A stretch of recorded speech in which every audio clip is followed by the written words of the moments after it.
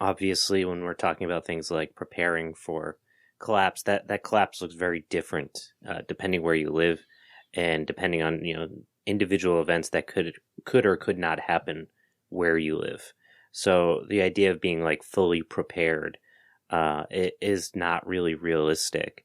And in terms of preparing, like you're talking about food, especially like in an urban space, which is really one of the things we probably get asked the most about, because of the fact that most of our audience are urban dwellers.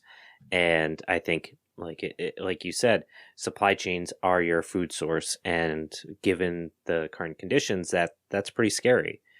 And I wish there were an easy answer. Sure. Because that would be great. But there are a number of things you can do, from buying dried beans and things like that, and just storing them, and that could be as simple or as complicated as you want. I don't think, at least right now, you should have any concerns about storing food for like 10 years. If things get worse in the future, that might be something to deal with. But for now, the idea of just buying things like dried beans and bullion and things like that are probably far more helpful long term. Right. But if you're thinking about like, how do I produce food, or what do I do to not rely as much on the supply chain? Things as simple as urban foraging are an option.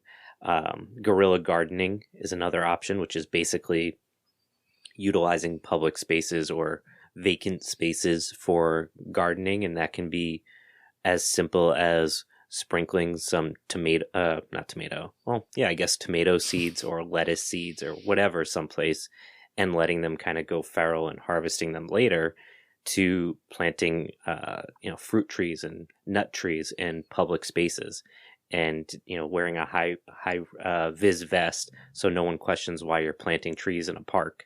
It can be as wild or as simple as you want it to be. But those are really great resources. And obviously, for a lot of places, there's things like urban gardens, which are great.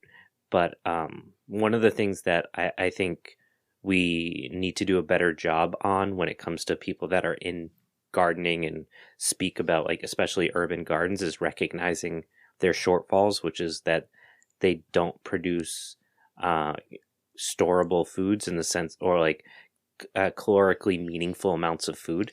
So like you can get all of your fresh produce, but I don't know about you, but most of my diet isn't fresh produce. A good chunk of your diet is meat or grains or something like that.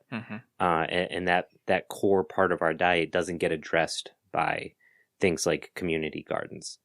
And that doesn't mean they can't. It just means that's where we are right now. And we have to think a little bit about outside the box of how to address those types of problems. Yeah. Sure. That brings to mind a couple of episodes and interviews that we did. First was with the first interview that we did with Malik Akini from Detroit, and talking about the troubles that he had starting a small community garden, a local garden, and trying to get that to grow, and all of the red tape and hurdles that he faced, and trying to find the resources to keep something like that going. It's difficult, and also the system that we have in place now doesn't make it easy for something like that to keep going, unless everybody pitches in. And I don't know, it was a hard sell then, but now at the time, like, if you keep having the conversation, like I said, keep communicating, maybe those ideas will be more appealing to people who are concerned about where they're going to get their fresh produce, and the sooner those conversations can be had, the sooner the work can get started. And I think that's the part that I'm the most eager on, because I like to talk, but at the same time, I'm scared. I'm all talk and there's not enough action. So I figure if I talk myself out at some point, I'll get the gears rolling, sort of pick up some momentum, and sort of see if I can get into a project or something that I see a future in. Yeah. So that's why I'm jobless now. I didn't have faith in lending. Yeah. It's I think when it is that strange thing that we're all feeling, I think, where, those of us that are, I guess, in the headspace we're in right now, which is We acknowledge what capitalism is, and we acknowledge what's happening, and we know it's all kind of convulsing and kind of not working, and that's okay in its own way, but it's also kind of scary because we don't know what that means in the long term, like where we go. But so we're going to our jobs and we're doing our thing, but we're also living in this other space of like preparing for the things we all know is happening. Like, it's strange to go to our jobs when we know all this stuff is occurring, when we know that, like, yeah, should I contribute to my retirement, or should I go buy like a 50-pound bag of rice? Right. Yeah. Right. Yeah, exactly. It's like, I think a lot of people, especially that are going to school right now, are feeling that way. Like, what's the point of getting into all this debt when, maybe it won't even, matter in 10 years if we'll even have these types of jobs anymore, if that'll even be relevant, if these skills that I'm getting into debt for will even make sense or transfer over to what will be required of me in 10 years from now. I think a lot of people in our generation and that are living right now are having these questions, and they're not sure what to do, and that's understandable. Yeah, I guess it is really a matter of just soberly assessing where you're at and what you're able to do, because I think I think many get overwhelmed by the big picture, right? There is this like foreboding dread of like, what is it going to be like in the future? What is it? It's all very overwhelming, and I can definitely get caught up in that feeling. But I think what you both have been providing with your work is very like tangible things that can be done in the moment, and skills that you can build right now, and resources that you can attain right now that are going to really like help out a lot, not just for yourself individually, but for a community potentially. And I think that that's one of the focuses that I find really important about what you do is it's community oriented in many ways. It's recognizing, because there is the prepper mentality, the stereotype of the guy who gets all the beans and the guns and he goes to the bunker with the family and he wants to fight off the hordes of people that are trying to steal that from him and his private property or whatever.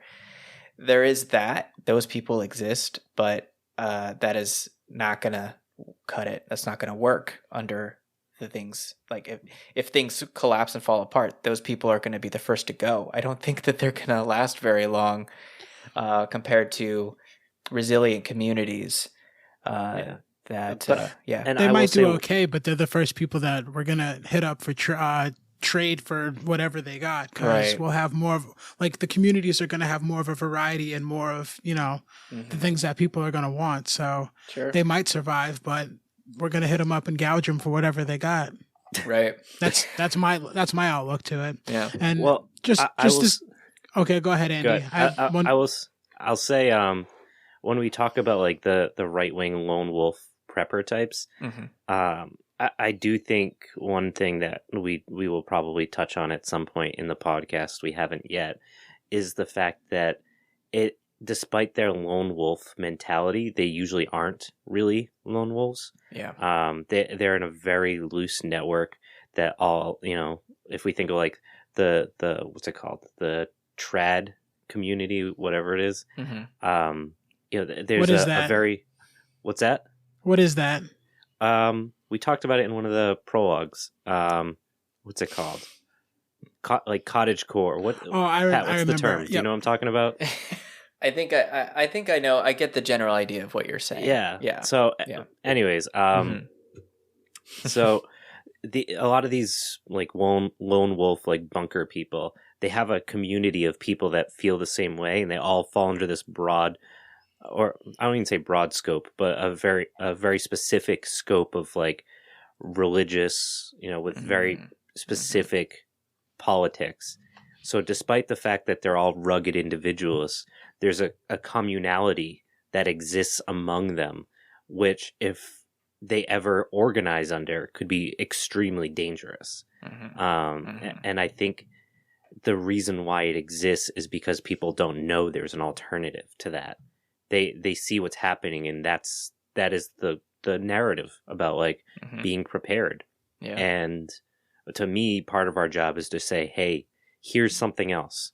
and we're not going to layer it in, while it may be under a broad understanding of community, communalism, whatever term you want to throw on it. It's not something that's so thick that somebody that's not political won't be able to understand the basic premise of what we're concerned with and see the value in the community without being scared off by quote unquote radical politics. Right. Yeah, basically, boiling it down to those common needs. Like you said, everybody, you need food, water, shelter. Everybody needs those things, and boiling it down to those, politics can't really get in the way because it's a necessity. Yeah. As you boil it down to a community, I think things get pretty simple. And then as the picture gets more complex, that's where politics comes into play. So I think it's a tough sell for a lot of people who don't agree with your, I guess, scope of politics, because there's a lot of work that's going to go into something like building a new system or a new community. And the payoff doesn't happen right away. I think that's the hard part for it, is people want a quick fix and a quick answer. And this isn't that. And that's why I think it's kind of a tough sell sometimes, but got to keep your eye on the prize, right? Yeah. Well, I think that there's for me, the discussion has to begin in many ways. Like, do you think, if you talk to somebody, like, do you think that this way of living we have right now is going to last? And let's say things do fall apart, and let's say that the U.S. government loses territorial control of this place. So it's just hypothetically. And there's some sort of balkanization of the United States. Okay. Okay, so that situation is playing out. Do you want it to go back to where it is right now, or like, do you have a vision of something else that could come out of that? Do you like what is your vision of what comes next, and is it possible to live at this level of affluence right now? Is this like a sustainable long-term option? And I think a lot of people are at least aware enough that they know that that's not possible. So then the question becomes, well, what sort of organization, social organization, makes sense to you? And so I think that, like, if you have a situation where some, the social organization, the political institutions collapse, there is this initial response of like mutual aid. I do think that comes up naturally. But then I think but what I wonder about is what comes after that initial shock and after that initial desire to take care of each other, because I think that's natural. Then there is this question of like, well, then how are we going to organize ourselves when we recognize that the institutions that we once believed in or that we just took for granted aren't there anymore? So then how do we organize ourselves? That's a tough one, because there's a whole genre of movies and books called sci-fi that has a billion dystopic futures that we could all end up in. I can see several of them, over 80% of them. It's like, yeah, I could see that. Yeah. So I don't know if anybody has the answers. That's tough to. It's tough to kind of boil down to like a cookie cutter answer, because it's going to depend on where you are, who you're with, how many people. Like a small community of 50 people might be able to organize and build something that's easy to do, that takes care of 50 people, but multiply that and make it 50,000. It's difficult, and that scope and that complexity makes it so hard to give a straight answer. Well, I just want to say the one thing that I just want to say is that because of that situation I just played out, there will be people like us or like you that are like, let's build egalitarian social models that take care of everybody and is inclusive and all of this stuff. And then there will be like Christian white supremacists who want to have their own little fucking compounds over here, and they want to like have their own little fascist utopia. I say utopia with quotations around that. Yeah. But their little fascist society, right? So I don't know. To me, like, this is where the fragmentation of the U.S. society is really difficult to like wrap my head around because of where we're at currently. And so, anyway, this is all just speculation. I'm just kind of getting off the rails a little bit here, but I'm sure. It's okay. This is the fun stuff. Yeah. Yeah. I guess I could lighten it up by saying let's lay down some ground rules. All right, if you're gonna draw up a new declaration or a new constitution, it's got to be written in a feather quill, because that means you took at least some time to write it. You know, you can't be angry, you can't be scratching stuff out. It's got to look nice. And So you can only have muskets at that point too. You can't have these AR-15s and stuff. You got to just go back to the bayonets. You know, It's gonna be real fun to kill those 30 to 50 feral hogs.